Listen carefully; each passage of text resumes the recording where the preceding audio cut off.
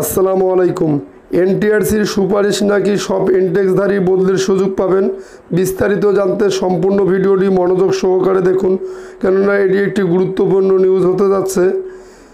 বেসরকারি শিক্ষা প্রতিষ্ঠানে কর্মরত শিক্ষকদের বদলি চলতি বছর থেকে চালু করতে চায় অন্তর্বর্তী সরকার। এজন্য একটি সফটওয়্যার তৈরির কাজ শুরু করা হয়েছে। মাধ্যমিক ও উচ্চশিক্ষা অধিদপ্তরের education management information cell software তৈরি করবে। প্রাথমিকভাবে শিক্ষকদের একটি অংশ বদলির সুযোগ পাবেন। মাউসি জানিয়েছে, গত বছরের ডিসেম্বর মাসে এমপিওভুক্ত শিক্ষকদের বদলি নীতিমালা জারি করেছে শিক্ষা মন্ত্রণালয়ের মাধ্যমিক ও উচ্চশিক্ষা বিভাগ।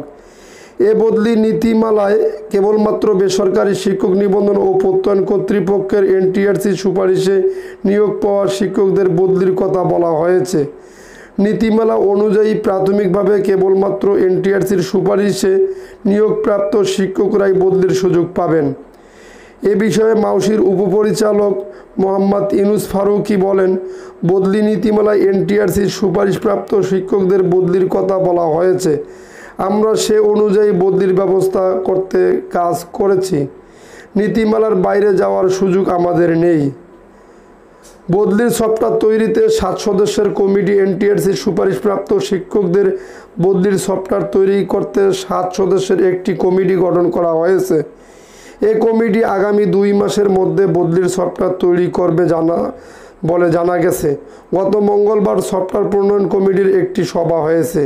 মাউসির একটি সূত্র জানিয়েছে, সফটওয়্যার তৈরির কমিটিতে আহ্বায়ক করা হয়েছে মাউসির কলেজ ও প্রশাসন শাখার পরিচালক প্রফেসর BM আব্দুল হান্নানকে। কমিটিতে এক শাখার উপপরিচালক মোহাম্মদ নওশের আলী, উপপরিচালক মোহাম্মদ ইউনুস ফারুকি, সহপরিচালক SM মোসলেউদ্দিন, সেলের senior system analyst Khandakar Azizur Rahman সহ আরও 2 কর্মকর্তা রয়েছে। এই বিষয়ে মাউসির উপপরিচালক মোহাম্মদ ইউনুস ফারুকি বলেন, শিক্ষকদের বদলি সফটওয়্যার তৈরির কাজ সেলকে দায়িত্ব দেওয়া হয়েছে। সেলের 3 কর্মকর্তা গতকাল আমাদের সঙ্গে সভা করেছেন। আশা করছি চলতি বছর থেকে শিক্ষকদের বদলির প্রক্রিয়া শুরু করা সম্ভব হবে। বদলি শুরু হতে পারে নভেম্বরে। মাউসি জানিয়েছে, আগামী জুন মাসের মধ্যে বদলি সফটওয়্যার তৈরির কার্যক্রম শেষ করার বিষয়ে আশাবাদী তারা। জুলাই এবং আগস্ট মাসে শূন্য পদের তথ্য সংগ্রহ, যাচাই বাছাই এবং সার্ভারে তথ্য আপলোডের কার্যক্রম শেষ করা হবে। পরবর্তীতে সেপ্টেম্বর মাসে বিজ্ঞপ্তি, অক্টোবর মাসে আবেদন গ্রহণ এবং নভেম্বর মাসে বদলি কার্যক্রম শুরু করা হতে পারে। মাউসির উপপরিচালক মোহাম্মদ ইউনুস ফারুকি বলেন, এমপিও নীতিমালা অনুযায়ী বদলি বাস্তবায়নে আমরা বদ্ধপরিকর। নীতিমালায় যেভাবে বলা হয়েছে সেভাবেই বদলির কার্যক্রম পরিচালনা করা হবে। একবার সফটওয়্যার তৈরির কাজ শেষ হলে অবশিষ্ট কার্যক্রম সম্পূর্ণ করতে খুব একটা বেগ পেতে হবে না।